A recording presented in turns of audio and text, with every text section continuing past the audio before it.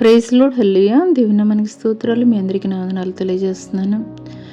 గడిచిన 7 మాసాలు ఆయన యొక్క క్షేమకరమైనటువంటి రెక్కల చాటున మనల్ని మన కుటుంబాలని భద్రపరిచినటువంటి దేవాది దేవుడు మరి యొక్క శ్రేష్టమైనటువంటి పునరుద్ధాన దినములో అడుగుపెట్టడానికి దేవుడిచ్చినటువంటి శ్రేష్టమైనటువంటి సమయాన్ని బట్టి దేవాది దేవునికి కృతజ్ఞతాస్తుతులు చెల్లిద్దామా. హల్లెలూయా, హల్లెలూయా.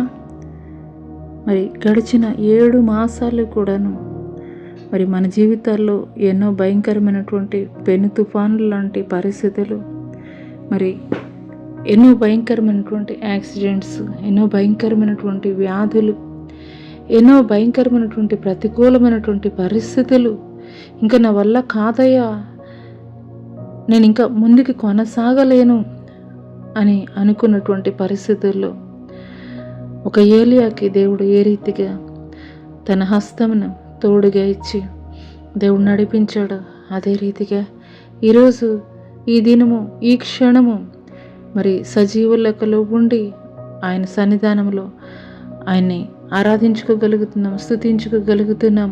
ఆయన నామాన్ని మహిమపరచడానికి దేవుడు మనకి శ్రేష్టమైనటువంటి సమయాన్ని బహుమానముగా ఆయన అందించాడు అని అంటే కనుక ఆయన హస్తం అన్నాడు ఏలియాకి బదరీ వృక్షం కింద మరణాపేక్షతో ఉన్నటువంటి ఏలియాని దేవుడు ఏ రీతిగా నడిపించాడో అదే రీతిగా ప్రతికూలమైనటువంటి పరిస్థితుల్లో కూడాను ఆయన హస్తము మనకి తోడుగా ఉన్నది కాబట్టి ఈ యొక్క దినము ఈ యొక్క సమయంలో మనం సజీవులుగా ఉండి ఆయన్ని ఆరాధించగలుగుతున్నాము.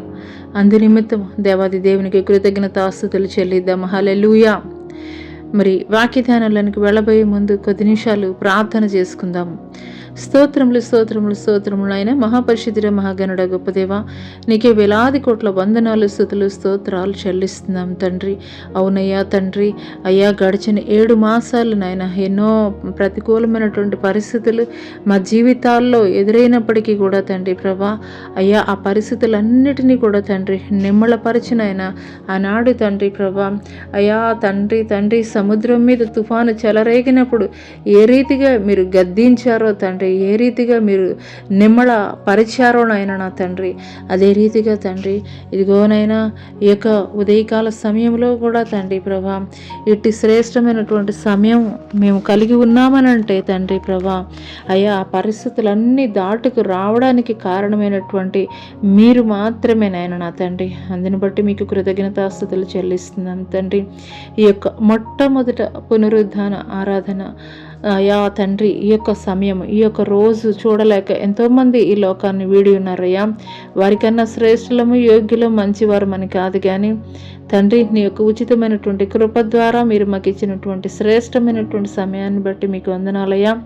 అయ్యా ఈ యొక్క ఉదయకాల సమయంలో మొట్టమొదటి ఆరాధన అయ్యా సమయంలోనైనా నా తండ్రి ప్రభా, అయ్యా జీవము కలిగినటువంటి మీ మాటల ద్వారా తండ్రి ప్రభా ఎంతమంది బిడలైతే తండ్రి అయ్యా నీ మాటల కొరకు ఎదురు చూస్తున్నారో తండ్రి, వారందరితో నాతో కూడా మీరే మాట్లాడమని నజరేయుడైన యేసు అతి పుణ్య పరిశుద్ధ నామములో అడిగి వేడుకొనుచున్నాం ప్రియ పరలోకపు తండ్రి, ఆమేన్. ప్రైజ్ లార్డ్ అండి. మరొకసారి మహాగణుడు మహోన్నతుడు సర్వశక్తుడైనటువంటి దేవాది దేవుని నామం పేరిట మీ అందరికీ కూడాను వందనాలు తెలియజేస్తున్నాను. మరి ఈరోజు పరిశుద్ధ గ్రంథంలో నుండి వాక్య ధ్యానముగా యోనా గ్రంథంలో నుండి కొన్ని మాటల ద్వారా పరిశుద్ధాత్మ దేవుడు మనతో మాట్లాడుతుండగా మరి వినగలిగినటువంటి చెవుల్ని గ్రహించగలిగినటువంటి హృదయాన్ని మరి దేవుడు మనకి ఇవ్వాలనైతే గనక మనం ప్రార్థనాపూర్వకంగా సిద్ధపాటు కలిగి వినేటువంటి వారముగా ఉందాం. హల్లెలూయా. యోనా గ్రంథము 1వ అధ్యాయము 1-2 వచనాలు మనం ఈరోజు ధ్యాన భాగంగా చూసుకుందాము. యెహోవా వాక్కు అమిత్తయి కుమారుడైన యోనాకు ప్రత్యక్షమై ఇలాగ సెలవిచ్చెను. నినివే పట్టణస్థుల దోషము నా దృష్టికి ఘోరమైన గనుక నీవు లేచి నినివే మహాపట్టణమునకు పోయి దానికి దుర్గతి కలుగునని ప్రకటింపుము. హల్లెలూయా.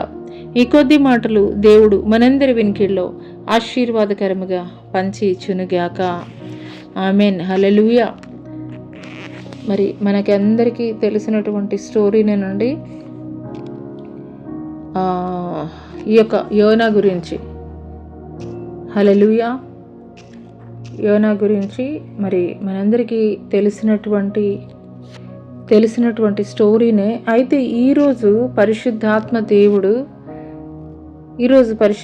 దేవుడు మరి ఈ యొక్క యోనా గ్రంథంలో నుండే ఏ రీతిగా మనతోటి మరి ఆధ్యాత్మికంగా లేదంటే గనక మనం మరి దేవుడు మరి కొన్ని హిస్టారికల్గా కూడాను మనమైతే గనక యోనా చరిత్రని గురించి మనం తెలుసుకుందాం. హల్లెలూయా.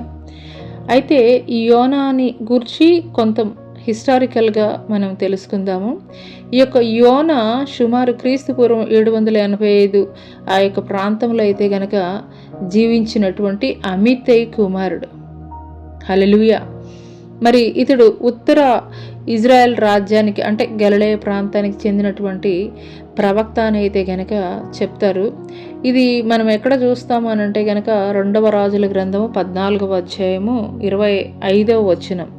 ఒకసారి చూద్దామండి. 2వ రాజుల గ్రంథము హల్లెలూయా హల్లెలూయా 2వ రాజుల గ్రంథము 14వ అధ్యాయము 25వ వచనం. గెత్సేపేరు ఊరివాడైన అమిత్తైకి పుట్టిన తన సేవకుడైన యోనా అను ప్రవక్త ద్వారా ఇశ్రాయేలుల దేవుడగు యెహోవా సెలవిచ్చిన మాట చెప్పన ఇతడు హమాతునకు పోవు మార్గం మొదలుకొని మైదానపు సముద్రం వరకు ఇశ్రాయేలు వారి సరిహద్దును మరలా స్వాధీనం చేసుకొనును అనేటువంటి మాటనైతే కనుక మనం ఇక్కడ చూస్తున్నాం. అంటే ఈ యొక్క 2వ రాజుల గ్రంథంలో కూడాను ఇతని యొక్క ప్రస్తావన అయితే కనుక మనం చూస్తున్నాము. హల్లెలూయా. ఆ కాలంలో మరి అష్షూరియ సామ్రాజ్యం ఏ రీతిగా ఉండేది అని అంటే కనుక మరి రాజధాని అష్షూరు సామ్రాజ్యానికి రాజధాని అయినటువంటి ఈ యొక్క నినివే పట్టణం నినివే పట్టణం ఏ రీతిగా ఉండేది అంటే బహు ఘోరమైనటువంటి ప్రజలుగా ఉండేటువంటి వాళ్ళు, బహు క్రూరులని అయితే కనుక చెప్పవచ్చు వన్ వర్డ్లో చెప్పాలంటే. మరి అటువంటి బలమైనటువంటి రాజ్యాల్లో మరి ఈ యొక్క నినివే పట్టణం కూడాను ఇది కంప్లీట్గా ఇజ్రాయెల్ దేశానికి ఆపోజిట్ అంటే ఒక శత్రువుగా ఎనిమిగా అయితే కనుక ఈ యొక్క అష్షూరు సామ్రాజ్యం లేదంటే నినివే పట్టణము కంప్లీట్గా ఇజ్రాయేలీలకి వ్యతిరేకత అంటే శత్రువులుగా అయితే కనుక చెప్పవచ్చు. అంటే దేవుని ప్రజలకు వ్యతిరేకంగా నిలబడేటువంటి జనాంగము ఆ యొక్క నినివే పట్టణస్థులు అనేటువంటి విషయాన్ని అయితే కనుక మనం గ్రహించుకోవచ్చు. హల్లెలూయా. అయితే ఈరోజు మనం చదువుకున్నటువంటి లేఖన భాగంలో నుండి కొన్ని విషయాలు అయితే కనుక మనము తెలుసుకుందాము. ఈరోజు మనం చదువుకున్నటువంటి లేఖన భాగము యెహోవా వాక్కు అమిత్తై కుమారుడైన యోనాకు ప్రత్యక్షమై ఇలాగ సెలవిచ్చెను. నినివే పట్టణస్థుల దోషము నా దృష్టికి ఘోరమైన గనుక నీవు లేచి నినివే మహాపట్టణమునకు పోయి దానికి దుర్గతి కలుగునని ప్రకటించుము. ఇక్కడ ఈ యొక్క అమిత్తై కుమారుడైన యోనాకి ఈ యొక్క ప్రవక్తకి దేవుని వాక్కు ప్రత్యక్షమైనటువంటి పరిస్థితుల్లో దేవుడు ఏం చెప్తున్నారని అంటే గనక నినివే పట్టణస్థుల యొక్క వారి యొక్క దోషము నా దృష్టికి చాలా అంటే చాలా ఘోరంగా ఉన్నది. కాబట్టి నువ్వు వెళ్ళి నినివే పట్టణానికి వెళ్ళి ఆ యొక్క పట్టణానికి నా యొక్క సువార్తని ప్రకటించు. ఆ యొక్క పట్టణానికి కలగబోయేటువంటి దుర్గతిని గురించి దేవునికి వ్యతిరేకంగా నువ్వు నిలబడినట్లయితే గనక నీకు కలగబోయేటువంటి దుర్గతి ఏంటి అనే విషయము అయితే కనుక నువ్వు ప్రకటించు అని చెప్పేసి యోనాకి దేవుడు అయితే కనుక మరి సెలవు ఇవ్వడం జరిగింది. అయితే ఈ యొక్క యోనా గ్రంథము చాలా చిన్న గ్రంథము, అంటే 4 అధ్యాయాలు మాత్రమే ఉన్నటువంటి చిన్న గ్రంథము. ఈ యొక్క 4 అధ్యాయాల్లోనే ఒక గొప్ప దేవుని యొక్క మర్మాలను అయితే కనుక మనం గ్రహించుకోవచ్చు. అయితే ఈ యొక్క యోనా జీవితంలో నుండి 7 విషయాలైతే కనుక ఈరోజు మనం తెలుసుకుందాం. హల్లెలూయా. ఒకటి, దేవుడు ఎప్పుడైతే ఆ యొక్క నినివే పట్టణస్థుల యొక్క దోషము బహు భయంకరంగా ఉన్నది, బహు ఘోరంగా ఉన్నది, వారి యొక్క ప్రవర్తన బహు ఘోరంగా ఉన్నది, నువ్వు వెళ్ళి అక్కడ ప్రకటించు, దేవుడికి వ్యతిరేకంగా మీరు చేస్తున్నటువంటి కార్యాలను బట్టి మీరు ఏ రీతిగా ప్రతిఫలాన్ని పొందుకోబోతున్నారు అనేటువంటి విషయాన్ని చెప్పమని దేవుడు ఆజ్ఞాపించినప్పుడు ఈ యొక్క యోనా ఏం చేస్తున్నాడనంటే గనక మొదటగా వచ్చేసి అవిధేయత చూపించినటువంటి వాడిగా ఉన్నాడు. దేవుని యొక్క పిలుపు నుండి పారిపోయినటువంటి వాడిగా ఉన్నాడు. దేవుని యొక్క పిలుపు నుండి పారిపోతున్నటువంటి వాడిగా ఉన్నాడు. 3వ వచనం గనుక మనం చూసుకున్నట్లయితే అదే 1వ అధ్యాయం 3వ వచనం. అయితే యెహోవా సన్నిధిలో నుండి తర్షీషు పట్టణమునకు పారిపోవాలని యోనా యొప్పేకి పోయి తర్షీషునకు పోవు ఒక ఓడను చూచి ప్రయాణమునకు కేవు ఇచ్చి యెహోవా సన్నిధిలో నిలువక ఓడవారితో కూడా తర్షీషునకు పోవుటకు ఓడ ఎక్కాను. ఇక్కడ దేవుడు ఏం చెప్తున్నాడంటే నినివే పట్టణానికి వెళ్ళు యోనా అని చెప్పేసి యోనాకి దేవుడు నినివే పట్టణస్థుల యొక్క పరిస్థితిని గూర్చి నువ్వు ప్రకటించు, దేవుని నా సువార్త నువ్వు ప్రకటించు అని చెప్పేసి చెప్తుంటే ఈ యొక్క యోనా ఏం చేస్తున్నాడు? వారు అంత క్రూరులు, అంత భయంకరంగా ఉన్నారు కాబట్టి వారి మీదకి ఆ యొక్క శాపం, ఆ యొక్క తీర్పు, దేవుని యొక్క తీర్పు రావాల్సిందే అని ఏం చేస్తున్నాడండి? ఓడ ఆ యొక్క నినివే పట్టణానికి వెళ్ళవలసినటువంటి ఓడ ఎక్కడానికి బదులుగా ఏ ఓడ ఎక్కాడు అతను? తర్షీషుకు పోయేటువంటి ఓడనైతే కనుక ఎక్కినటువంటి వాడిగా ఉన్నాడు. హల్లెలూయా. కొన్నిసార్లు మన జీవితాల్లో కూడాను దేవుడు మన జీవితాల్లో మరి కొన్ని కమాండ్స్ చేస్తుంటాడు. కొన్ని మన పట్ల ఆయన చిత్తం ఫుల్ఫిల్ కాబడాలని చెప్పేసి ఆయన మరి ఒక మార్గం వైపు కుడివైపుకి వెళ్ళమంటే మనం ఏం చేస్తాము? ఎడం వైపుకి వెళ్తాం. ఎడం వైపుకి వెళ్ళమంటే కుడివైపుకి వెళ్ళేటువంటి వారముగా ఉంటాము. హల్లెలూయా, హల్లెలూయా. దేవుడికి తెలుసు నీ ద్వారా మరి ఎలాగ కార్యం జరిగించుకోవాలనేది. అంటే కొన్నిసార్లు మన జీవితాల్లో ఎలా ఉంటుందని అంటే గనక మనకి కనిపించేది ఏది బెస్ట్ అని అనుకుంటామో అది మాత్రమే దేవుడి దగ్గర పెట్టి, దేవా ఇది మాత్రం జరిగిచ్చయ్యా, నువ్వు చెప్పే చోటకి మాత్రం నేను వెళ్ళను, నువ్వు చెప్తున్నటువంటి మాటకి మాత్రం నేను ఒబే చేయను, కానీ నాకు ఇది బెస్ట్గా కనిపిస్తుంది నా కళ్ళకి, కాబట్టి నేను ఇదే చేస్తాను, కాబట్టి ఈ యొక్క పని చేయడం కొరకు నువ్వు నన్ను బ్లెస్ చేయయ్యా, నేను అక్కడికి వెళ్తున్నాను, నువ్వు నన్ను బ్లెస్ చేయని చెప్పేసి మన చిత్తాన్ని దేవుని ఎదుట పెట్టి దేవుణ్ణి మనం బ్లెస్ చేయమని చెప్పి మనం అడిగేటువంటి వారముగా ఉంటాము. హల్లెలూయా, హల్లెలూయా. మరి అందుకొరకే సామెతల గ్రంథం 14:12 చూసుకున్నట్లయితే ఒకని ఎదుట సరైనదిగా కనబడు మార్గము కలదు, అయితే తుదకది మరణమునకు త్రోవ తీయును అని చెప్పేసి మరి దేవాది దేవుడు తెలియజేస్తున్నాడు. హల్లెలూయా. మన కంటికి ఎంత దూరంలో మనం చూడగలమో అంత దూరమే మనం చూడగలము. మన భవిష్యత్తు ఏంటనేది భగవంతుడికి తెలుసు, మనకైతే కనుక తెలీదు నిజంగాను. మరి ఒకానొక సమయంలో ఎలీషా యొక్క ప్రవక్త శిష్యుడు పనివాడు ఏం చేస్తాడండి? ఆ యొక్క శత్రు సైన్య సమూహము అంతా కూడాను సిరియా పట్టణం చుట్టూ కూడాను మరి మాటు వేసినటువంటి క్రమంలో ఆ యొక్క పనివాడు ఎంతగానో కలవరం చెందుతుంటాడు. అయ్యా ఏంటి శత్రువులంతా కూడాను మాటు వేస్తారు, చుట్టుముట్టేస్తారు, ఏంటి నీకు కలవరం లేదా అని చెప్పేసి ఆ యొక్క ఎలీషా ప్రవక్తని అడుగుతున్నటువంటి తరుణంలో మరి ఎలీషా ప్రవక్త ఏమని ప్రార్థన చేస్తాడంటే, దేవా ఇతని కన్నులు తెరవజేయ అని చెప్పేసి ప్రార్థన చేసినప్పుడు అప్పుడు దేవుడు ఎప్పుడైతే ఆ యొక్క పనివాని యొక్క కన్నులు తెరవజేస్తాడో అప్పుడు ఆ పనివాడు చూస్తాడు శత్రు సైన్య సమూహము చుట్టూతా కూడాను దేవుని యొక్క అగ్ని రథములు ఉన్నట్లుగా ఆ యొక్క పనివాడు యొక్క నేత్రములు చూడగలుగుతాయి. హల్లెలూయా. అదే రీతిగా మన జీవితాల్లో కూడాను దేవుడు కొన్ని మనకి చెప్తున్నాడు, అవి మనకి కష్టంగానే ఉంటాయి, వెళ్ళడం ఇష్టం ఉండదు, లేదంటే కనుక చెయ్యడం ఇష్టం ఉండదు, కానీ దాని వెనకాల ఉన్నటువంటి ఆశీర్వాదం ఏంటి అనేది మనకైతే కనుక తెలియదు ఆ సమయానికి. కానీ మన కన్నుల ఎదుట ఏదైతే కనిపిస్తుందో, శ్రేష్టంగా బెస్ట్గా ఉన్నదో అది మాత్రమే మనం చూసేటువంటి వారముగా ఉంటాం. కానీ మనకి కంటికి కనబడనటువంటి ఆశీర్వాదం ఏంటనేది మన కన్నుల ద్వారా మనం చూడలేము.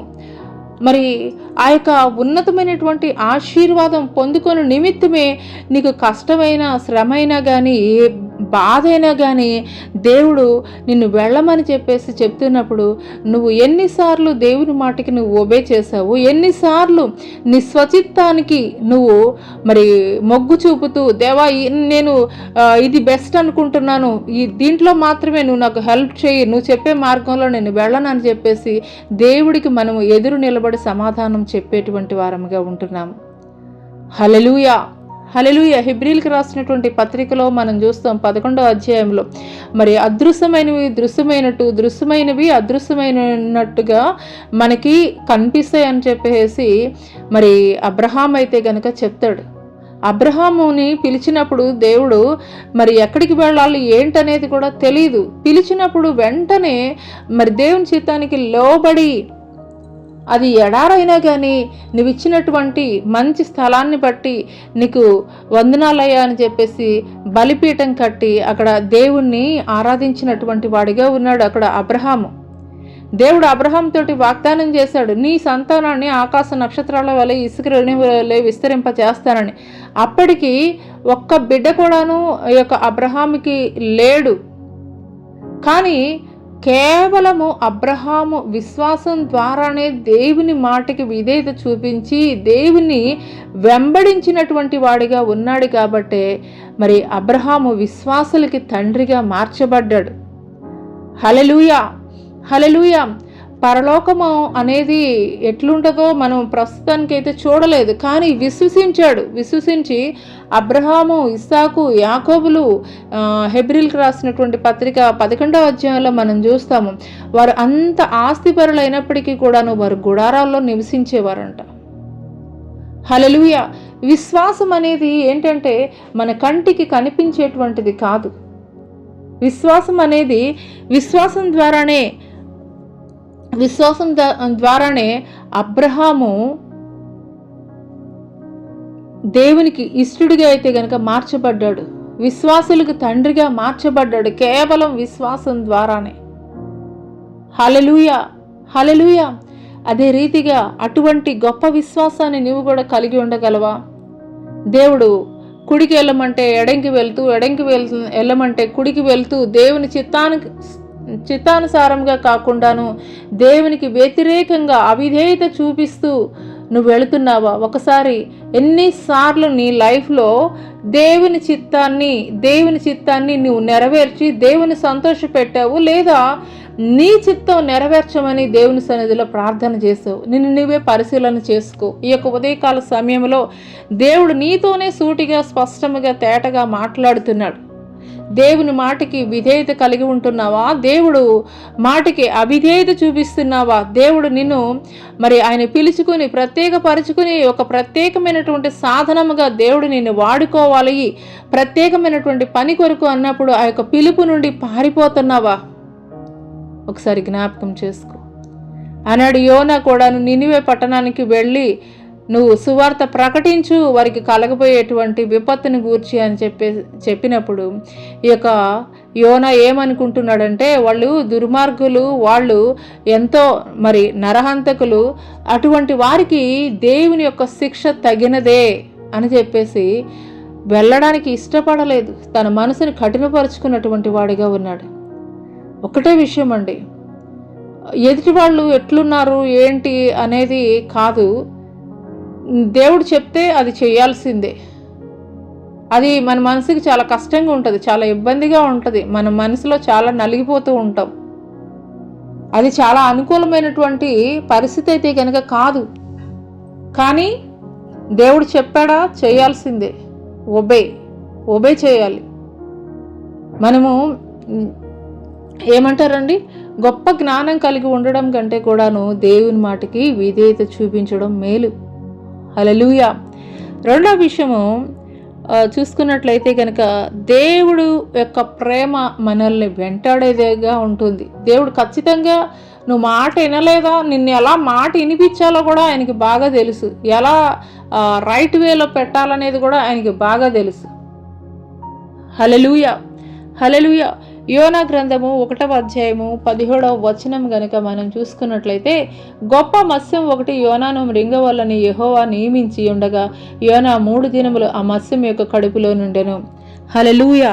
ఇక్కడ మనం చూసుకున్నట్లయితే యోనా నినివేకి వెళ్ళమని చెప్పేసి దేవుడు చెప్పినప్పుడు నినివేకి వెళ్ళేటువంటి ఓడ ఎక్కాల్సినటువంటి యోనా తర్షీష్కి వెళ్ళేటువంటి ఓడ ఎక్కినప్పుడు అక్కడ గొప్ప తుఫాన్ అయితే కనుక చెలరేగింది, గొప్ప తుఫాన్ అయితే కనుక వచ్చింది.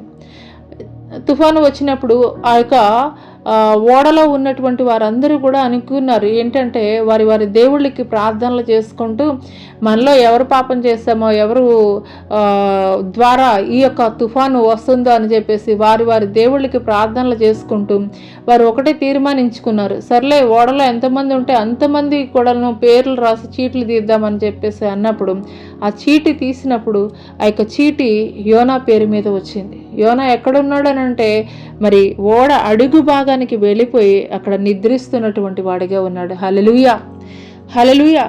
అప్పుడు అక్కడ ఉన్నటువంటి వారు ఆ యొక్క ఓడలో ఉన్నటువంటి వారు అడుగుతున్నారు, ఏమని అడుగుతున్నారు అని అంటే కనుక అంతలో 7వ వచనం నుండి మనం చూసుకుంటే 1వ అధ్యాయంలో అంతలో ఓడ వారు ఎవరిని బట్టి ఇంత కీడు మనకి సంభవించినది తెలియటికి మనం చీట్లు వేతము రండని ఒకరితో ఒకరు చెప్పుకొని చీట్లు వేయగా చీటి యోనా మీదకి వచ్చెను.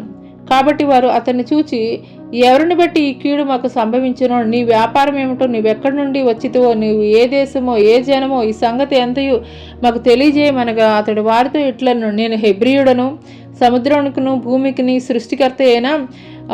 సృష్టికర్త ఆకాశమందుండి దేవుడై ఉన్న యెహోవా యందు నేను భయభక్తులు గలవాడనై ఉన్నాను. తాను యెహోవా సన్నిధిలో నుండి పారిపోవచ్చున్నట్టు అతడు ఆ మనుషులకు తెలియజేసి ఉండని గనుక వారు ఆ సంగతి తెలుసుకొని మరింత భయపడి నీవు చేసిన పని ఏమని అతన్ని అడిగిరి. హల్లెలూయా.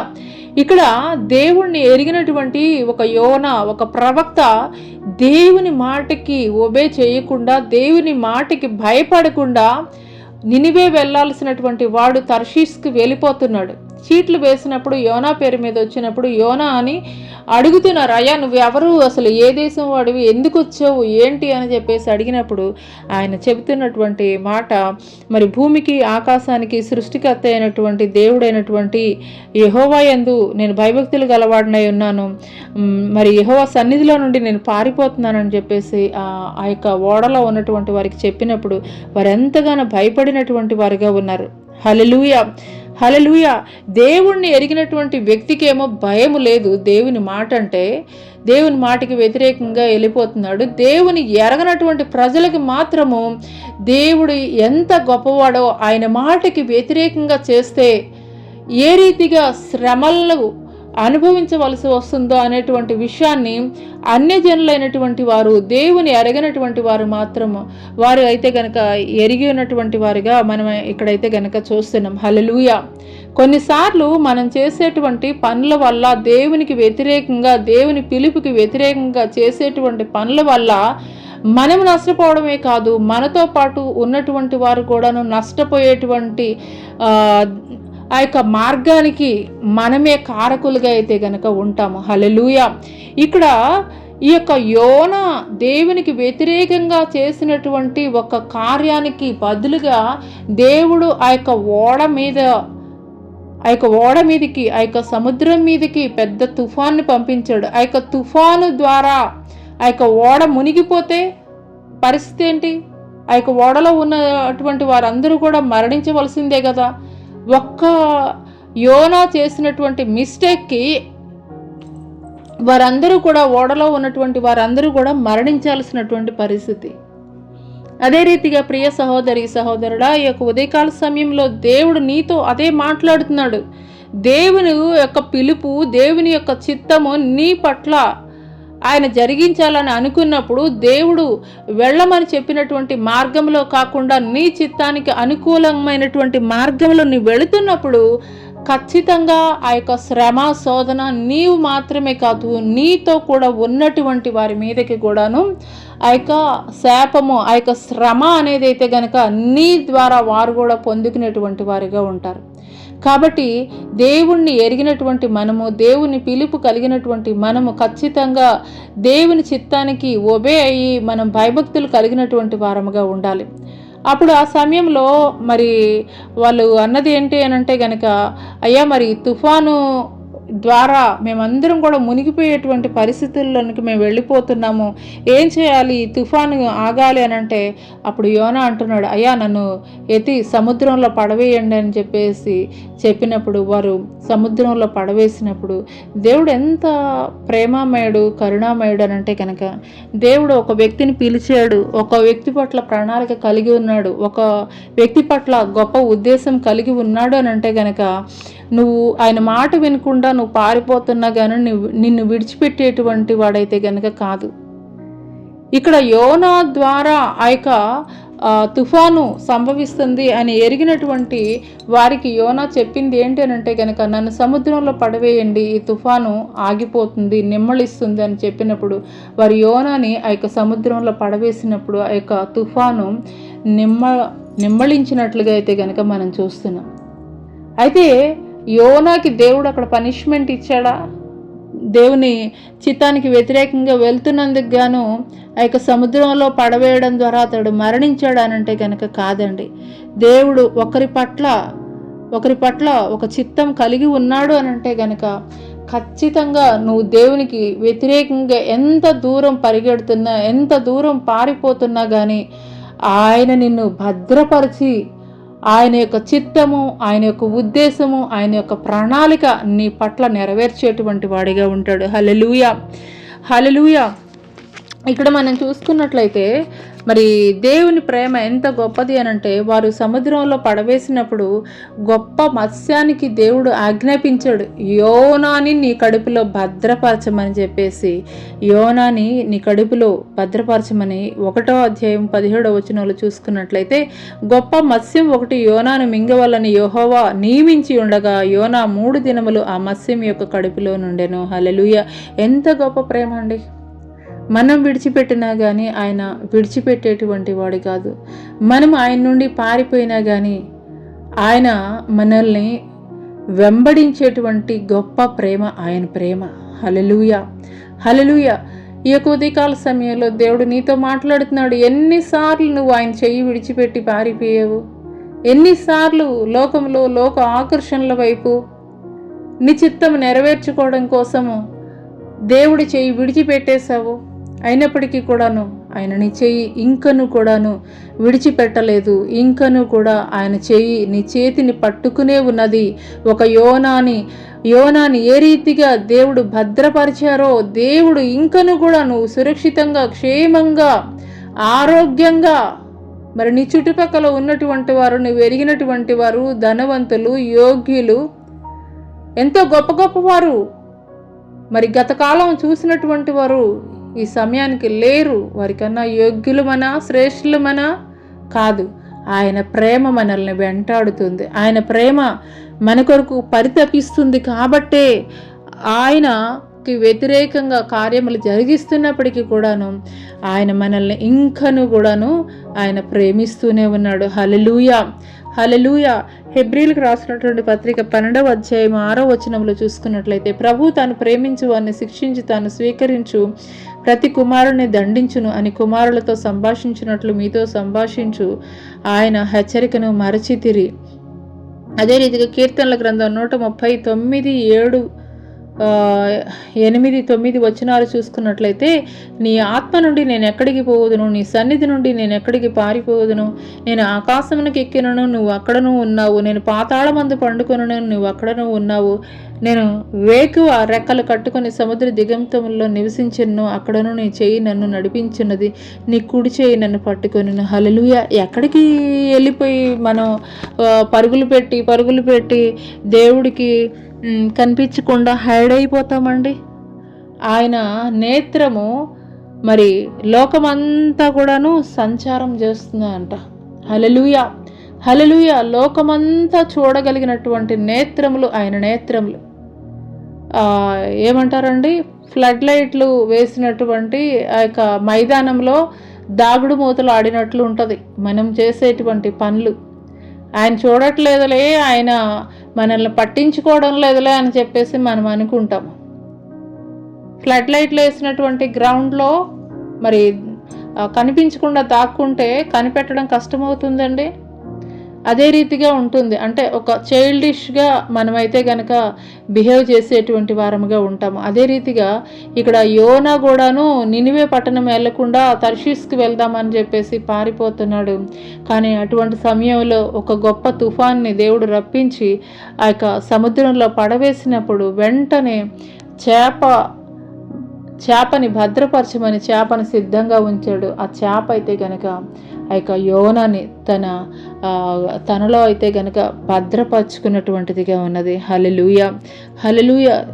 లోకంలో ఎక్కడికి వెళ్ళి దాక్కుందామన్నా దేవుని యొక్క కను దృష్టి నుండి మనమైతే గనక తప్పింపబడలేము. ఆయన ప్రేమ వెంటాడే ప్రేమ, ఆయన ప్రేమ మనల్ని హత్తుకునేటువంటి ప్రేమ.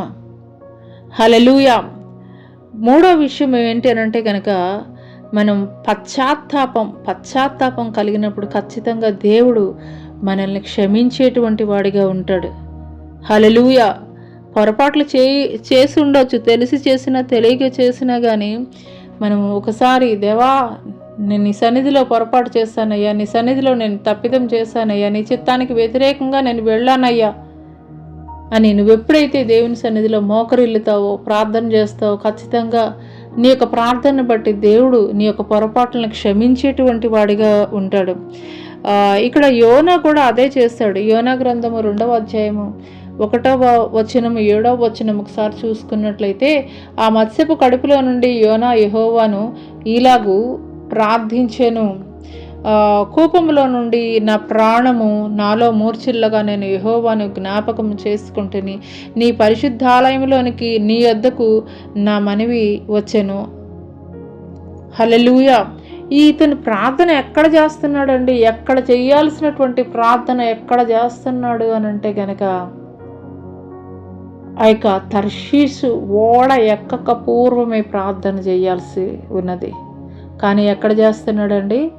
చేప కడుపులో ఉన్నప్పుడు, చేప గర్భములో ఉన్నప్పుడు ప్రార్థన చేస్తున్నటువంటి వాడిగా ఉన్నాడు. హల్లెలూయా. నిజంగానే చాలాసార్లు మనం ప్రార్థనలు ఏ రీతిగా ఉంటాయి అని అంటే కనుక ప్రతిదినము కూడాను మరి క్రమం తప్పకుండా చేసేటువంటి ప్రార్థన అలవాటు మనలో చాలామందికి ఉండదు.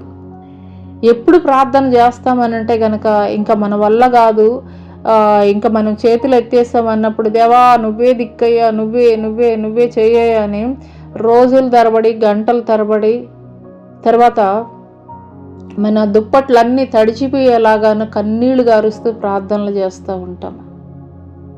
కానీ ఒక విషయం మనం గ్రహించుకోవాల్సింది ఏంటి అని అంటే కనుక ఒక దానియేలు జీవితాన్ని కనుక మనం చూసుకున్నట్లయితే 30 దినాలు ఆ యొక్క రాజు ప్రతిమకి మాత్రమే మీరు మొక్కాలి అని చెప్పేసి ఒక ఆజ్ఞ ఉన్నప్పటికీ కూడాను ఒక దానియేలు ఏ రీతిగా యెరూషలేము తట్టు కిటికీలు తెరచి ప్రతి దినము ఏ రీతిగా క్రమంగా ప్రార్థన చేస్తాడో ఆ రోజు కూడాను మరి అదే రీతిగా ప్రార్థన చేసినప్పుడు దానియేలును తీసుకుని వెళ్ళి రాజు ఆజ్ఞకి వ్యతిరేకంగా మరి తాను చేసినటువంటి కార్యములను బట్టి సింహాల గుహలో వేసినప్పుడు మరి ఆ యొక్క రాత్రికాల సమయంలో రాజుకైతే కనుక నిద్ర పట్టలేదండి.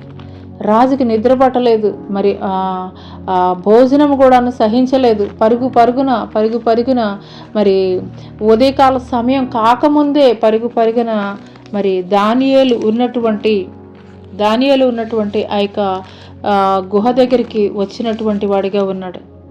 గుహ దగ్గరికి వచ్చి జీవము కలిగినటువంటి నీ దేవుడైనటువంటి యెహోవానే నిన్ను సంరక్షించిన దానియేలు అని చెప్పి ఆ యొక్క రాజే పలుకుతున్నాడండి. హల్లెలూయా, హల్లెలూయా. అదే రీతిగా మన జీవితాల్లో కూడాను ఒక క్రమమైనటువంటి అలవాటు మనం కలిగి ఉండాలి. ఏదో అవసరతల కోసమో లేదంటే శ్రమలో ఉన్నప్పుడు, కష్టంలో ఉన్నప్పుడు, నష్టంలో ఉన్నప్పుడు, లేదంటే ఆరోగ్యం బాగోలేనప్పుడు, అత్యవసర పరిస్థితుల్లో అప్పుడు అత్యవసర ప్రార్థనలు కాదండి మనం చేయాల్సింది.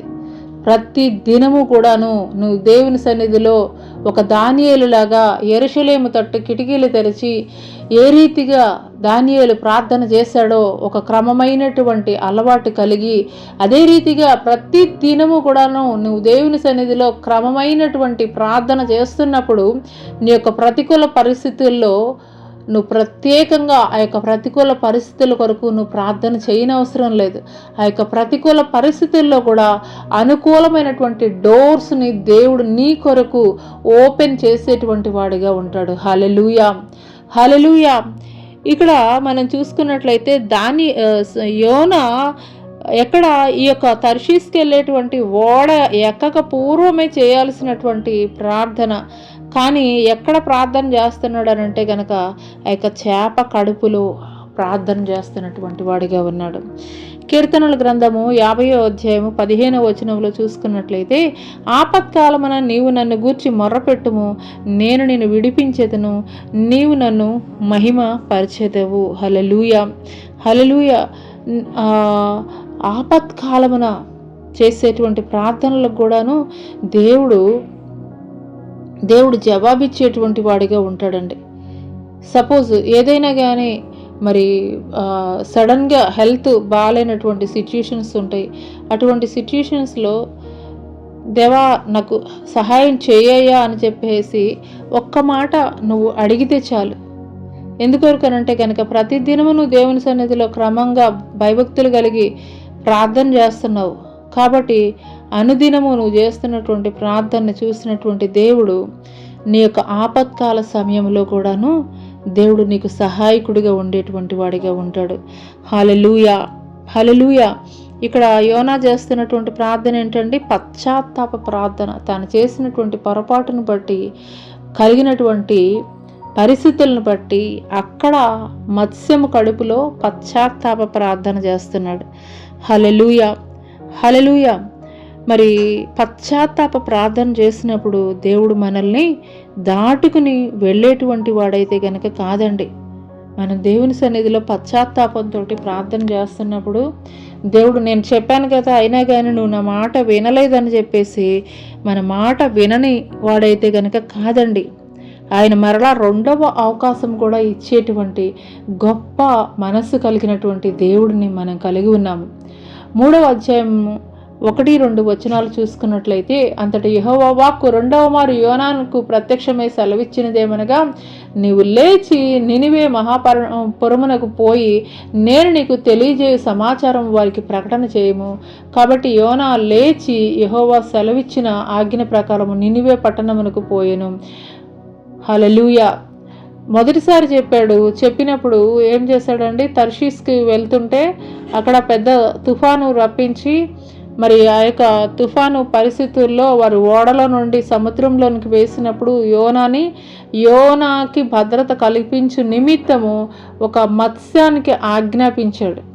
ఆ యొక్క మత్స్యం ఏం చేసింది అని అంటే కనుక 3 రోజులు ప్రయాణం చేసి ఆ యొక్క నినివే పట్టణపు ఒడ్డున కక్కివేసినట్లుగా అయితే కనుక మనం చూస్తున్నాము. అప్పుడు దేవుడు మరలా మాట్లాడుతున్నాడు, నువ్వు లేచి నినివే మహాపురమునకు పోయి నేను నీకు తెలియజేసే సమాచారము దానికి ప్రకటన చేయుము అని దేవుడు తెలియజేస్తున్నాడు. హల్లెలూయా, హల్లెలూయా. నువ్వు ఎప్పుడైతే దేవా నేను చేసింది పొరపాటే అని చెప్పేసి దేవుని సన్నిధిలో నువ్వు పశ్చాత్తాపంతో నువ్వు దేవుని సన్నిధిలో ప్రార్థన చేస్తావో ఖచ్చితంగా దేవుడు నీ యొక్క ప్రార్థనని తోసివేసేటువంటి వాడైతే గనక కాదు, నీకు మరలా రెండవ అవకాశాన్ని అయితే గనక దేవుడు ఇచ్చేటువంటి వాడిగా ఉంటాడు. హల్లెలూయా.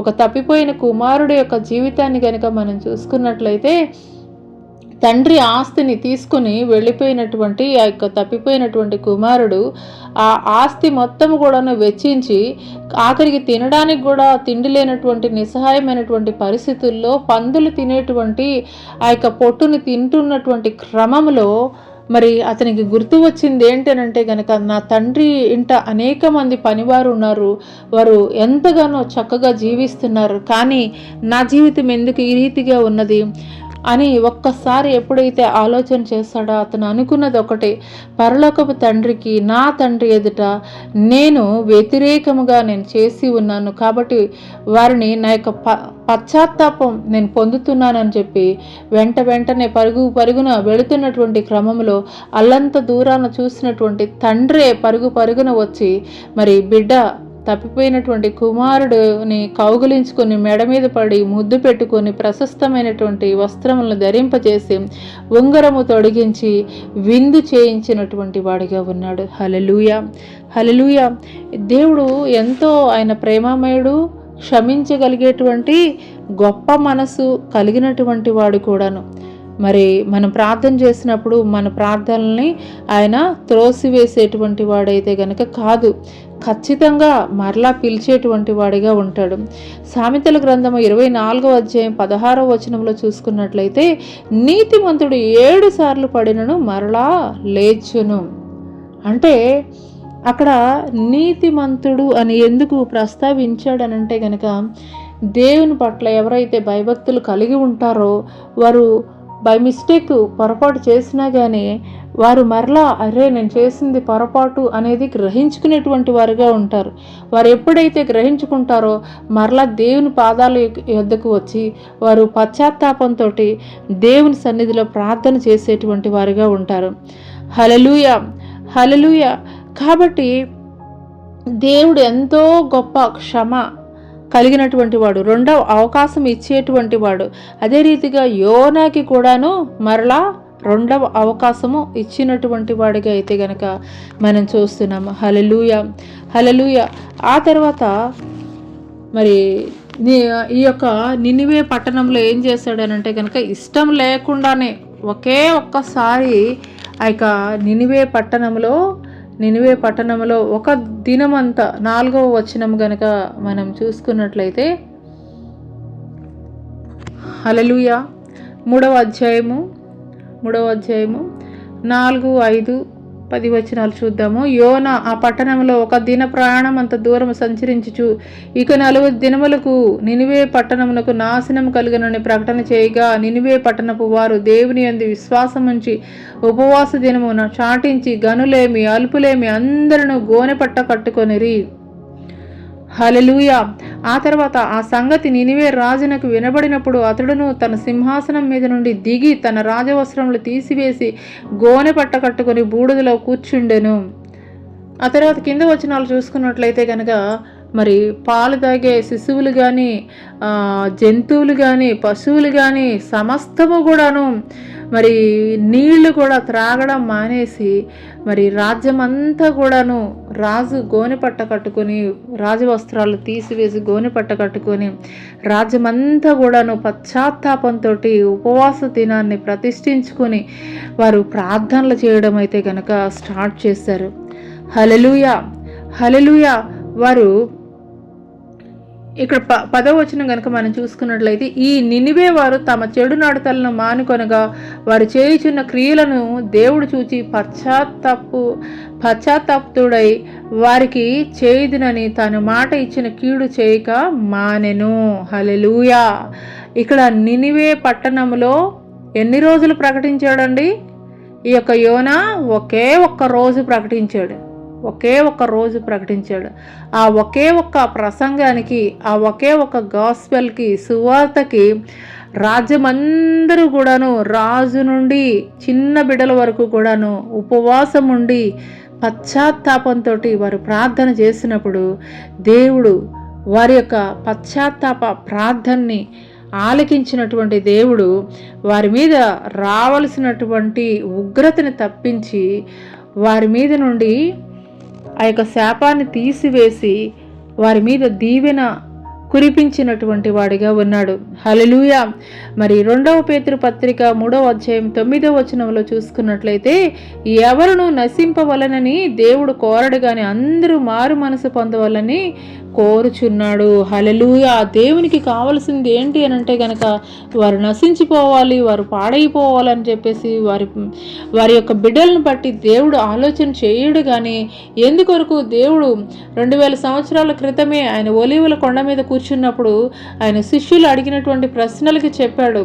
నిరాకడికి ఈ యొక్క యుగ సమాప్తికి సూచనలు ఏమిటి అని చెప్పి అడిగినప్పుడు అక్కడక్కడ కరువులు, భూకంపాలు, యుద్ధాలు, యుద్ధ సమాచారాలు మీరు వింటారు. అక్రమం విస్తరించుట చేత అనేకుల్లో ప్రేమ చల్లారిపోతుంది. మరి నేనే క్రీస్తునని చెప్పి వచ్చేటువంటి వారు అబద్ధ బోధకులు, ఇలా అనేకమైనటువంటి సూచనలు అయితే కనుక దేవుడు తెలియజేశాడు. హల్లెలూయా! అనేకమైనటువంటి సూచనలు అయితే కనుక దేవుడు తెలియజేశాడు. మరి ఎందుకు దేవుడు త్వరగా రావడం లేదు, ఇంకనూ ఎందుకు ఆలస్యం చేస్తున్నాడు అని అంటే కనుక ఆయన ఎవ్వరూ కూడాను నశించిపోవాలని ఆయన కోరుకోవట్లేదు. అందరూ కూడా మారు మనసు పొందాలి, దేవుని తట్టు తిరగాలి, ఆయన నిత్యజీవ రాజ్యంలో ఉండాలని ఆయన కోరుకుంటున్నాడు. కాబట్టి ఆయన ఆలస్యం జరిగిస్తున్నటువంటి వాడిగా ఉన్నాడు. హల్లెలూయా! ఎప్పుడైతే ఒక్కసారి దేవుని సువార్త ప్రకటించాడో నినివే, ఆ పట్టణమంతా కూడాను వారి యొక్క కఠినమైనటువంటి మనస్సుని విరగొట్టుకుని దేవుని పాదాల యొద్ద బూడిద పూసుకొని కన్నీళ్లతోటి ఉపవాసముండి తమను తాము తగ్గించుకొని వారు ఎప్పుడైతే ప్రార్థన చేశారో ఆ యొక్క ప్రార్థనని ఆలకించినప్పుడు, వారి యొక్క ప్రార్థనని ఆలకించినప్పుడు దేవుడు మరి వారి మీదకి రావలసినటువంటి ఉగ్రత నుండి దేవుడైతే గనక వారిని తప్పించినటువంటి వాడిగా ఉన్నాడు. హల్లెలూయా! హల్లెలూయా! పశ్చాత్తాపంతో మనం ఎప్పుడైతే దేవుని సన్నిధిలో మనం ప్రార్థన చేస్తామో ఖచ్చితంగా దేవుడు మన పట్ల ఆయన కృపా కనికరాలు చూపించేటువంటి వాడిగా ఉంటాడు. హల్లెలూయా! హల్లెలూయా! ఆరో విషయం కనుక మనం చూసుకున్నట్లయితే కనుక మరి ఇంత గొప్ప కార్యం జరిగింది. దేవుడు మళ్ళా రెండవసారి మాట్లాడాడు యోనాతోటి. మరి చెప్పినప్పుడు మరలా వెళ్ళి ప్రకటించాడు ఆ యొక్క నినివే పట్టణంలో. ప్రకటించినప్పుడు ఆ నినివే పట్టణస్థులందరూ కూడాను వారు మారు మనసు కలిగి పశ్చాత్తాపంతో మరి రాజు మొదలుకొని శిశువు వరకు కూడా జంతువుల వరకు కూడాను నీరు ఆహారం ఏమీ ముట్టుకోకుండాను ఉపవాస దినం ప్రకటించుకొని ప్రార్థన చేసినప్పుడు దేవుడు వారి మీదకి రావాల్సినటువంటి కీడు నుండి దేవుడు తప్పించాడు. అయితే ఈ పరిస్థితిని చూసినటువంటి యోనాకైతే కనుక కోపం వచ్చేసింది. యోనా గ్రంథం 4వ అధ్యాయము 1వ వచనం చూసుకుందాం. యోనా దీన్ని చూచి బహు చింతాక్రాంతుడై కోపగించుకొని, యెహోవా, నేను నా దేశం మందు ఉండగా ఇట్లు జరిగినని నేను అనుకొంటిని కదా. అందువల్లనే నీవు కటాక్షమును జాలియును బహుశాంతమును అత్యంత కృపయు గల దేవుడివై ఉండి పశ్చాత్తాపడి కీడు చేయక మానదు అని నేను తెలుసుకొని దానికి ముందుగానే తర్షీసునకు పారిపోతుని. ఇక్కడ చూడండి ఎలా మాట్లాడుతున్నాడో ఈ యొక్క యోనా. అయ్యా, నువ్వు జాలి కలిగినటువంటి వాడివి, నువ్వైతే గనక కరుణా కటాక్షాలు కలిగినటువంటి వాడివి, బహుశాంతం కలిగినటువంటి వాడివి, అత్యంత కృప కలిగినటువంటి వాడివి. కాబట్టి వారి పట్ల నువ్వు పశ్చాత్తాపం కలిగి ఉంటావు, వారి మీద రావాల్సినటువంటి కీడుని నువ్వు చేయకుండా మానుకుంటావని తెలిసే నేను నినివే పట్టణానికి నేను రాకుండా తర్షీస్కి వెళ్ళిపోవాలని చెప్పేసి నేను అనుకున్నానని చెప్పి ఇక్కడ దేవుడి మీదే కోపగించుకుంటున్నటువంటి వాడిగా ఉన్నాడు ఈ యొక్క యోనా. హల్లెలూయా! కొన్నిసార్లు మన జీవితాల్లో కూడాను మనం చేసేటువంటి కార్యాలు ఏంటి అని అంటే కనుక మన పట్ల వ్యతిరేకంగా చేసేటువంటి కార్యములను బట్టి వారి జీవితాల్లో శాపం పొందుకోవాలని మనం కోరుకునేటువంటి వారముగా ఉంటాము. ఎందుకొరకనంటే వారు మనల్ని పెట్టినటువంటి ఇబ్బందులను బట్టి, వారు మనకి కలుగజేసినటువంటి హానిని బట్టి వారికి కూడాను శాపం కలగాలి అని చెప్పేసి వారు క్రూరులే కావచ్చు. కానీ మరి ఆ యొక్క క్రూరత్వాన్ని బట్టి మనము ఏ రీతిగా ఆలోచిస్తామనంటే కనుక వారికి హాని కలగాలి, వారి మీద శాపం రావాలని చెప్పేసి మరి కఠినమైనటువంటి హృదయంతో అనుకునేటువంటి వారముగా ఉంటాం. కానీ దేవుడు ఎంత గొప్పవాడు అని అంటే కనుక దేవుడు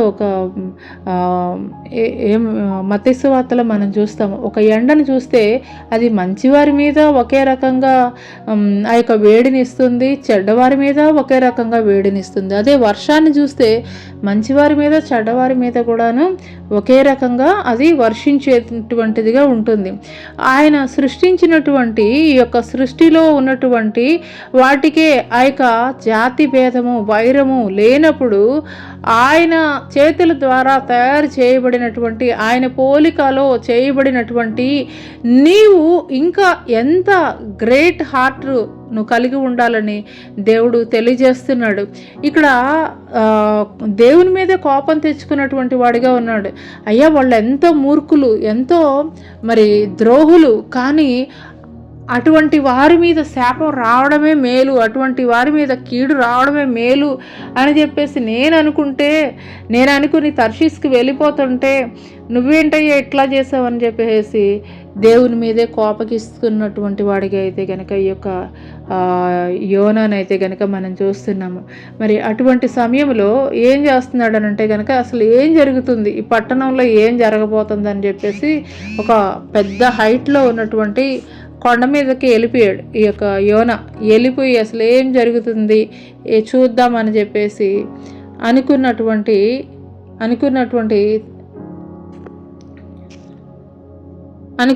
తరుణంలో ఏమైంది అని అంటే కనుక దేవుడు అక్కడ ఇక నైట్ ఒక సొర చెట్టును అయితే కనుక మొలిపించాడు. ఎండవేళ ఆ సొర చెట్టు ఏమైందంటే కనుక చక్కగా యోనాకి నీడనిచ్చినట్లుగా అయితే కనుక చూశాడు. అయితే చాలా ఆనందపడ్డాడు. అంత భయంకరమైనటువంటి ఎండలో నేను ఇక్కడ కొండ మీద ఉన్నాను, ఈ సొర చెట్టు భలే ఉంది, ఈ సొర చెట్టు నాకు నీడనిచ్చింది అని చెప్పేసి అనుకున్నాడు. కానీ మరుసటి రోజుకి అది ఏమైపోయింది అని అంటే కనుక పురుగు వచ్చి ఆ చెట్టును మొత్తం తొలిసేసి తినేసినప్పుడు ఆ చెట్టు అయితే కనుక వాడిపోయింది. తనకి ఉండవలసినటువంటి ఆ యొక్క నీడైతే కనుక లేదు. అటువంటి సమయంలో మరి యోనా ఏం మాట్లాడుతున్నాడంటే 8వ వచనం 4వ అధ్యాయం, మరియు ఎండకాయగా దేవుడు వేడిమి గల తూర్పు గాలిని రప్పించెను. యోనా తలకు ఎండ దెబ్బ తగలక అతడు సొమ్మసిల్లి బ్రతుకుడి కంటే చచ్చుట నాకు మేలు అనుకొని. అప్పుడు దేవుడు అంటున్నాడు, ఈ సొర చెట్టుని గురించి నువ్వు కోపించుట న్యాయమా అని యోనాను అడగ్గా, యోనా ప్రాణం పోవునంతగా కోపించుట న్యాయమే అనను. అందుకు యెహోవా, నీవు కష్టపడకుండాను పెంచకుండాను ఒక రాత్రిలోనే పుట్టి పెరిగి ఒక రాత్రిలోనే వాడిపోయిన ఈ సొర చెట్టు విషయంలో నీ విచారపడుచున్నావే. అయితే 120,000 మంది కంటే ఎక్కువై కుడి ఎడమలు ఎరుగని జనము బహు పశువులను గల నినివే మహాపురము విషయంలో నేను విచారపడవద్దా అని యోనాతో సెలవిచ్చాను. హల్లెలూయా. 120,000 మంది కంటే కూడా ఎక్కువ మంది ఉన్నటువంటి ఈ జనులు మరి ఒక్క రాత్రి కాలంలోనే నువ్వేది అది పెట్టలేదు, లేదంటే దానికి నీళ్లు పోయలేదు, కానీ ఆ యొక్క సొర చెట్టు నీడ కలిగి ఉన్నటువంటి నీవు ఒక రాత్రి కాలంలో అది పురుగు తినేసి నీకు ఎండ ఇస్తున్నటువంటి క్రమంలో దాన్ని చూసి ఆ సొర చెట్టుని గురించి నువ్వు అంత బాధపడుతున్నావు. 120,000 మంది ఉన్నటువంటి ఈ యొక్క జనాభా మరి వాళ్ళు నశించిపోతుంటే కుడి ఎడమల తెలవనటువంటి వాళ్ళు నశించిపోతుంటే వారిని గురించి నేను బాధపడినా, వారిని గురించి నేను చింతించనా అని చెప్పేసి దేవుడు మాట్లాడుతున్నారు. హల్లెలూయా, హల్లెలూయా. పరిశుద్ధాత్మ దేవుడు ఈ యొక్క ఉదయకాల సమయంలో మనతోటి మాట్లాడుతున్నారు. మనకి వ్యతిరేకంగా మాట్లాడేటువంటి వారిని గురించి శాపకరమైనటువంటి వచనములు పలకడం కాదు, కానీ వారిని గురించి కూడాను దేవుడు ఎంత గొప్ప ప్రేమమయుడు, మరి ఆశ్చర్య కార్యాలు జరిగించేటువంటి వాడు, ఎంత కృప కలిగినటువంటి దేవుడు, మరి అదే రకమైనటువంటి దేవుని ప్రేమని మనం కూడాను చూపించేటువంటి వారంగా ఉండాలి. హల్లెలూయా, హల్లెలూయా.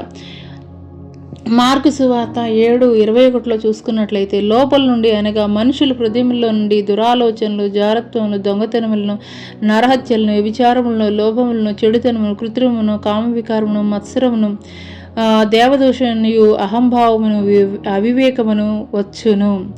ఈ చెడ్డవని లోపల నుండి బయలు వెళ్ళి మనిషిని అపవిత్రపరచునని ఆయన చెప్పాను. హల్లెలూయా. ఇవి మనుషుల లోపల నుండి వచ్చేటువంటివి ఇవన్నీ ఏం చేస్తున్నాయంట, మనుషుల్ని అపవిత్రపరుస్తున్నాయి అని చెప్పేసి దేవాది దేవుడు తెలియజేస్తున్నాడు. హల్లెలూయా.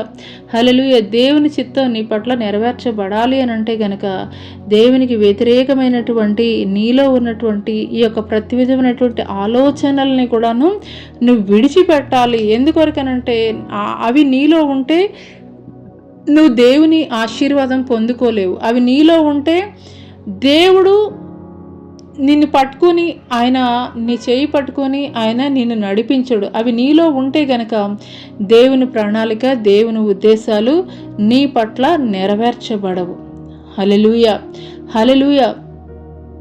మరి దేవుడు చెప్తున్నాడు, ఒక సొర చెట్టు రాత్రే మొలిచి చనిపోతే దాని గురించే నువ్వు అంతగా బాధపడుతున్నావే, మరి కుడి ఎడమలో ఎరగనటువంటి నా ప్రజలైనటువంటి వారు 1,20,000 మంది చనిపోతుంటే మరి వాళ్ళని గురించి నేను బాధపడనా అని చెప్పేసి దేవుడు మాట్లాడుతున్నాడు. హల్లెలూయా.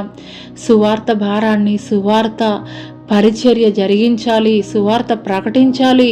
అనేక మంది చనిపోతున్నారు. అనేక మంది సత్యమైనటువంటి దేవుడు ఎవరో ఎరుగకే చనిపోతున్నటువంటి ఈ యొక్క పరిస్థితుల్లో వారిని గూర్చి నువ్వు ఏనాడైనా కానీ భారం కలిగి ఉన్నావా, బాధ్యత కలిగి ఉన్నావా?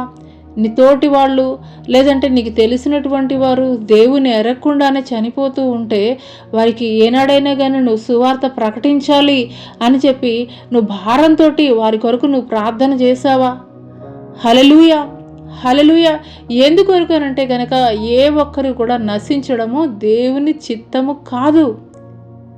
మనము దేవుణ్ణి ఎరిగినటువంటి దేవుడు ఏమంటారు అండి, మీరు లోకానికి వెలుగై ఉన్నారని అంటారు. ఆ వెలుగు దేవుని యొద్ద నుండి పొందుకున్నటువంటి ఆ వెలుగుని అనేకులకి మనం షేర్ చేసేటువంటి వారముగా అయితే గనక ఉండాలి. హల్లెలూయా. హల్లెలూయా. ఆఖరిగా మనం చూసుకున్నట్లయితే గనక ఈ యొక్క యోనా జీవిత చరిత్రని గనక మనం చూసుకున్నట్లయితే గనక హల్లెలూయా. యోనాని గురించి కూడాను యేసుక్రీస్తు ప్రభులు వారైతే కనుక చెప్తారు. మరి హల్లెలూయా. మత్తయి సువార్త 12వ అధ్యాయము 40వ వచనంలో కనుక మనం చూసుకున్నట్లయితే అక్కడ దేవుడు చెప్తాడు, యోనా 3 రోజులు 3 రాత్రులు చేప కడుపులో ఉన్నట్లు మనుష్య కుమారుడు కూడాను మరి 3 రాత్రులు 3 పగళ్ళు కూడాను మరి ఆ యొక్క సమాధిలో ఉంచబడతాడని చెప్పేసి దేవుని లేఖనం అయితే కనుక తెలియజేస్తుంది. అక్కడ దేవుడు యోనాకి ఇచ్చినటువంటి ప్రయారిటీ ఏంటనేది అయితే కనుక మనం గుర్తించవచ్చు. యోనాని ఎంత గొప్పగా అంటే యోనా జీవితం ద్వారా దేవుడు మాట్లాడుతున్నాడు. హల్లెలూయా. హల్లెలూయా. అక్కడ అడుగుతున్నారు సూచక్రియలు అడిగినప్పుడు, అక్కడ పరిసయ్యులు సద్దూకయ్యులు అడిగినప్పుడు చెప్తున్నాడు, వ్యభిచారులైన చెడ్డతరం వారు సూచక్రియను అడుగుచున్నారు, ప్రవక్త అయిన యోనాని గురించిన సూచక్రియే కానీ మరి ఏ సూచక్రియను వారికి అనుగ్రహింపబడదు. యోనా 3 రాత్రింబగళ్ళు తిమింగళము కడుపులో ఎలాగుండెనో అలాగ మనుష్య కుమారుడు 3 రాత్రింబగళ్ళు భూగర్భంలో ఉండునని తెలియజేస్తున్నాడు. హల్లెలూయా. ఇక్కడ యోనాని ఒక ఎగ్జాంపుల్గా చెప్తూ యేసుక్రీస్తు ప్రభుల వారు చెప్తున్నారనంటే యోనా పట్ల దేవునికి ఎంత ఉన్నతమైనటువంటి మరి ప్రణాళిక ఉన్నది, ఎంత ఉన్నతమైనటువంటి ఆలోచన ఉన్నది అనేటువంటి విషయాన్ని అయితే గనక మనం గ్రహించుకోవాలి. హల్లెలూయా. హల్లెలూయా. అదే రీతిగా దేవుడు యొక్క కాలింగ్ నీకు ఉన్నది, దేవుడి చిత్తం నీ పట్ల నెరవేర్చాలనుకుంటున్నాడు.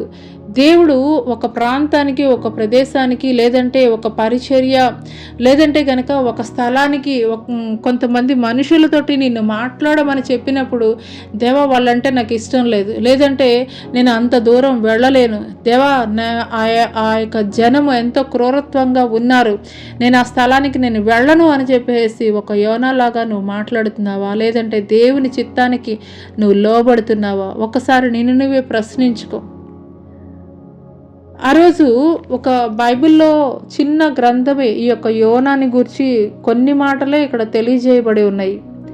కానీ ఎంత గొప్పగా మరి నేటికి కూడాను ఆయన సద్దుకైలు పరిసయ్యులు అనేటువంటి వారు మరి అడిగినప్పుడు ఆయన చెప్పింది ఏంటి అని అంటే కనుక, మీకోసం నేను ప్రత్యేకంగా నేనేం చెప్పాలని అనుకోవట్లేదు, మరి యోనాని కూర్చున్నటువంటి సూచక్రియ తప్ప మరి ఇంకా ఏ సూచక్రియ మీకు అనుగ్రహింపబడదు. యోనా 3 రాత్రింబవళ్ళు ఏ రీతిగా చేప కడుపులో ఉన్నాడో అదే రీతిగా మనిషి కుమారుడు 3 రాత్రింబవళ్ళు భూగర్భంలో ఉండవలసి వచ్చెను అని చెప్పేసి దేవుడు తెలియజేస్తున్నాడు. హల్లెలూయా, హల్లెలూయా. నీ జీవితంలో దేవుడు చేసే ప్రతి కార్యమునికి కూడాను యోనా చేప కడుపులో ఉన్నప్పుడు ఎంతో స్ట్రగుల్, ఎంతో పెయిన్ అనుభవించి ఉంటాడు. కానీ ఈరోజు చూస్తే కనుక యేసుక్రీస్తు ప్రభుల వారి నోటి వెంట ఒక సూచక క్రియగా చెప్పడం కోసమే ఆనాడు యోనాని ఆ యొక్క మత్స్యము కడుపులో దేవుడు ఉంచినటువంటి వాడిగా ఉన్నాడు. హల్లెలూయా, హల్లెలూయా. దేవుడి ఉద్దేశాలు, దేవుడి చిత్తము, దేవుడి ప్రణాళిక, మరి దేవుడు నీకు చెప్తున్నటువంటి ఆ యొక్క కార్యముల గురించి నీకు చెప్తున్నప్పుడు ఇదేంటి నాకు బెస్ట్గా కనిపిస్తున్నది కాకుండా దేవుడు మరి నాకు నచ్చినటువంటి పని చేయమంటాడేంటి, నచ్చినటువంటి స్థలానికి వెళ్ళమంటాడేంటి, నచ్చినటువంటి మనుషులతోటి మాట్లాడమంటాడేంటి అని చెప్పేసి నువ్వు ఆలోచన చేయవద్దు. ఎందుకొరకు అని అంటే కనుక ఇక్కడ మనం చూస్తున్నాం యేసుక్రీస్తు ప్రభుల వారు ఆయన ఈ భూమి మీదకి వచ్చినటువంటి మరి గొప్ప మహత్కరమైనటువంటి కార్యముని గూర్చి వివరిస్తూ ఆయన ఎగ్జాంపుల్గా ఎవరిని గురించి చెప్తున్నాడండి? యోనాని గూర్చిన సూచక క్రియ తప్ప ఇంకా వేరే ఏ సూచక క్రియ కూడా నేనైతే చెప్పను అని చెప్తున్నాడు. హల్లెలూయా, హల్లెలూయా. అదే రీతిగా అనేకుల ఎదుట గొప్ప సాక్షిగా దేవుడు నిన్ను నిలబెట్టాలని, వాడుకోవాలని దేవుడు అనుకుంటున్నాడేమో. ప్రస్తుతానికి నీ కళ్ళ ఎదుట ప్రస్తుతానికి కనపడకపోవచ్చు, కానీ దేవుడు చెప్పినటువంటి పని, దేవుడు ఆజ్ఞాపించినటువంటి పని నువ్వు దేవుని చిత్తానికి ఒబే అయి నువ్వు చేసిన రోజున ఆ ప్రతిఫలం ఏంటనేది రానున్న దినములలో నువ్వు చూస్తావు. హల్లెలూయా, హల్లెలూయా. రోమీలికి రాసినటువంటి పత్రిక ఒకసారి చూద్దామండి. 6వ అధ్యాయం 4వ వచనంలో చూసుకున్నట్లయితే, కాబట్టి తండ్రి మహిమ వలన క్రీస్తు మృతుల్లో నుండి ఎలాగూ లేపబడినో అలాగే మనమును నూతన జీవం పొందిన వారమై నడుచుకున్నట్లు మనము బాప్తిసం వలన మరణములో పాలు పొందుటకై ఆయనతో కూడా పాతి పెట్టబడితేమి. హల్లెలూయా, హల్లెలూయా. బాప్తిసం పొందుకున్నటువంటి ప్రతి ఒక్కరము కూడాను ఆయన ఏ రీతిగా సమాధిలో పాతి పెట్టబడ్డాడో, ఏ రీతిగా 3వ దినాన మృత్యుంజయుడిగా మరి మరణపు ముళ్ళుని విరిచి, మరణమా నీ ముల్లెక్కడా, మరణమా నీ విజయం ఎక్కడా అని మరణానికే సవాలు విసిరి మరి పునరుద్ధాన శక్తితోటి, బలముతోటి ఏ రీతిగా ఆయన లేచి తండ్రి కుడి పార్శ్వమున ఆసీనుడై ఉన్నాడో అదే రీతిగా మనము కూడా బాప్తిసం పొందుకున్నటువంటి మనము కూడాను ఈ యొక్క బాప్తిసం ద్వారా మనము పాతి పెట్టబడినటువంటి వారముగా ఈ లోకములో లోక ఆశల వైపు, లోక కార్యముల వైపు పాతి పెట్టబడినటువంటి వారముగాను మరి దేవుని చిత్తాన్ని ఒక విత్తనము భూమిలో పాతి పెట్టినప్పుడు అది చస్తే తప్ప దాంట్లో నుండి మొలక రాదు. అదే రీతిగా ఈ లోక విషయాల్లో, లోక సంబంధమైనటువంటి కార్యముల్లో నువ్వు బాప్తిసం పొందుకున్నటువంటి నీవు మరణిస్తే తప్ప నువ్వు ఫలించాలి అని అంటే గనక లోక కార్యాల వైపు, లోక ఆశల వైపు నువ్వు మరణించాలి. మరణించినప్పుడే క్రీస్తులో నూతనముగా అయితే గనక నువ్వు ఫలించేటువంటి స్థితిలో నీవు ఉంటావని దేవాది దేవుడు తెలియజేస్తున్నాడు. హల్లెలూయా, హల్లెలూయా. రక్షణ యెహోవా వలన మాత్రమే కలుగుతుందని దేవాది దేవుడు తెలియజేస్తున్నాడు. రక్షణ ఎవరి ద్వారా కలుగుతుందండి? యెహోవా ద్వారా మాత్రమే కలుగుతుందని ఆనాడు యోనా ప్రార్థన చేశాడు. ఆ యొక్క మత్స్యం కడుపులో ఉన్నప్పుడు చూద్దామండి. యోనా గ్రంథం 2వ అధ్యాయం 9వ వచనంలో చూసుకున్నట్లయితే, కృతజ్ఞతాస్తుతులు చెల్లించి నేను నీకు బలులు అర్పింతును, నేను మ్రొక్కుబళ్లను చెల్లింపక మానను, యెహోవా యొద్దనే రక్షణ దొరుకును అని ప్రార్థించెను. హల్లెలూయా, హల్లెలూయా. మత్స్యము కడుపులోకి వెళ్ళిన తర్వాత కానీ అర్థం కాలేదు యోనాకి, రక్షణ అనేది దేవుని యొద్ద మాత్రమే ఉన్నది అని. మరి యోన ఆ యొక్క మత్స్యం కడుపులో నుండి ప్రార్థన చేసినటువంటి వాడిగా ఉన్నాడు. హల్లెలూయా. ఈ యొక్క ఉదయకాల సమయంలో దేవాది దేవుడు నీతో కూడా మాట్లాడుతున్నారు. దేవుని చిత్తానికి నువ్వు ఒబే అవుతున్నావా? నువ్వు పారిపోవాలి దేవుని చిత్తానికి, దేవుని పిలుపుకి అని అనుకుంటే కనుక ఆయన నిన్ను చేస్తాడు, విడిచిపెట్టడు. నువ్వు ఈ లోకంలో ఎక్కడికి వెళ్ళినా కానీ ఆయన నిన్ను చేసి ఖచ్చితంగా ఆయన చిత్తాన్ని నెరవేర్చేటువంటి వాడిగా ఉంటాడు. నువ్వు ఒబే చేసావు అనుకో, ఖచ్చితంగా నిన్ను యూటిలైజ్ చేసుకుంటాడు. గొప్ప కార్యములు నీ ద్వారా ఆయన జరిగించేటువంటి వాడిగా ఉంటాడు. నువ్వు దేవునికి వ్యతిరేకంగా, దేవా ఏంటి నాకు ఇష్టం లేకపోయినటువంటి పనైనా కానీ నువ్వు నాతోటి చేయించాలి అని అనుకుంటున్నావు అని చెప్పేసి నువ్వు దేవుని మీద అలిగావు, సణిగావు, కోప్పడేటువంటి పరిస్థితుల్లోనికి నువ్వు వెళ్ళావు అని అంటే గనక ఏ రీతిగా నీకు బోధించాలో కూడాను ఆయనకి ఖచ్చితంగా అయితే గనక తెలుసు. హల్లెలూయా. ఈరోజు యోనా గ్రంథంలో నుండి 7 విషయాలైతే మనం తెలుసుకున్నాము. 1, నువ్వు దేవుడు పిలుపు నుండి పారిపోతున్నావా అంటే దేవునికి అవిధేయత చూపిస్తున్నావా ఒక యోనాలాగా? 2వది, నువ్వు అవిధేయత చూపిస్తూ దేవుని చిత్తానికి వ్యతిరేకంగా నువ్వు పారిపోతున్నట్లయితే గనక ఆయన ప్రేమ వెంటాడేటువంటి ప్రేమ. ఖచ్చితంగా నిన్ను పనిష్ చేసైనా కానీ ఆయన నిన్ను వెంటాడి ఆయన చిత్తాన్ని నీ పట్ల నెరవేర్చేటువంటి వాడిగా ఉంటాడు. హల్లెలూయా. ఎప్పుడైతే నువ్వు దేవునికి వ్యతిరేకంగా నేను పొరపాటు చేశానయ్యా అని చెప్పేసి నువ్వు దేవుని సన్నిధిలో ప్రార్థన చేస్తావో, పశ్చాత్తాపంతో ఆయన పాదాల యొద్ద నీ యొక్క పొరపాట్లను ఒప్పుకుంటావో, ఖచ్చితంగా ఆయన నీ పట్ల కనికరం చూపించేటువంటి దేవుడిగా ఉన్నాడు. అంత మాత్రమే కాదు, 4వ విషయం, ఆయన నీకు 2వ అవకాశాన్ని కూడాను దేవుడు ఇచ్చేటువంటి వాడిగా ఉంటాడు.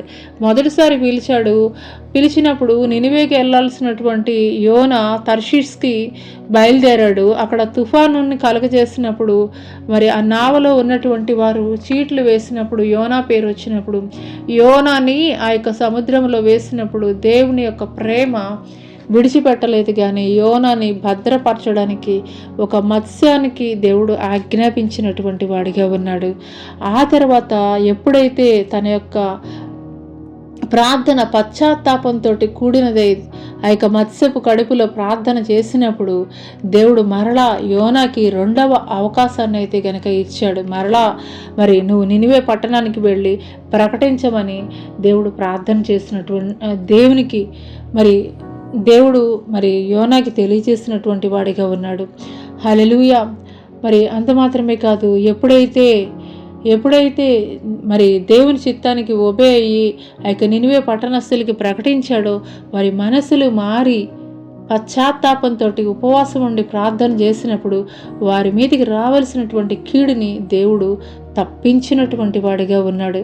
హల్లెలూయా. అదే రీతిగా మరి నువ్వు ఏ ప్రజల కొరకైతే గనక నువ్వు ప్రార్థన దేవుని సువార్త నువ్వు ప్రకటిస్తావో, వారు విననల్లనటువంటి ప్రజలైనప్పటికీ కూడాను వారి కొరకు నువ్వు ప్రార్థన చేస్తావో లేదా సువార్త ప్రకటిస్తావో, ఖచ్చితంగా ఒకానొక దినము వారి హృదయాలు బ్రద్దలు కొట్టబడతాయి. వారి హృదయాలు పశ్చాత్తాపంతో దేవుని ఎదుట మోకరిల్లేవిగా అయితే కనుక ఉంటారు. వారి మీద నుండి శాపం కొట్టివేయబడుతుంది. హల్లెలూయా. హల్లెలూయా. మరి కొన్నిసార్లు మరి మనల్ని దూషించినటువంటి వారు, మనకి వ్యతిరేకంగా ప్రవర్తించినటువంటి వారు మరి దేవుడు వారి పట్ల మరి న్యాయం జరిగించినప్పుడు నువ్వు ఆ యొక్క దేవుడు చేసినటువంటి ఆ యొక్క బ్లెస్సింగ్ని బట్టి, దేవుడు చేసినటువంటి ఆ యొక్క కార్యాన్ని బట్టి నువ్వు జెలస్ తోటి దేవుని మీద మరి ఆయాసపడుతున్నావా? దేవుని మీద కోపడేటువంటి స్థితిలో ఉంటున్నావా? మరి దేవుడు ఇచ్చినటువంటి అక్కడ ఒక చిన్న సొర చెట్టుని బట్టి ఏం జరుగుతుందా ఏంటా అని ఆ యొక్క కొండెక్కి చూస్తున్నటువంటి తరుణంలో రాత్రే ఒక పురుగు తినివేసి ఆ సొర చెట్టుని నీడ లేకుండా చేసినటువంటి పరిస్థితుల్లో యోనా దేవుడి మీదే రంకెలు వేస్తూ దేవుని మీదే కోపం చూపిస్తున్నప్పుడు దేవుడు అంటున్నాడు, మరి 20,000 మంది కంటే 120,000 మంది కంటే ఎక్కువ ఉన్నటువంటి ఈ ప్రజలు, కుడి ఎడమల తెలవనటువంటి ప్రజలు నశిస్తే నా హృదయం ఎంత బాధపడుతుంది. ఒక్క రాత్రి ఉండి చనిపోయినటువంటి, ఎండిపోయినటువంటి ఆ యొక్క సొరపాదుని గురించి నువ్వు అంత బాధపడుతున్నావే, మరి ఈ ప్రజలను గురించి నేను ఇంకా ఎంత బాధపడుతున్నానని చెప్పేసి దేవుడు తెలియజేస్తున్నాడు.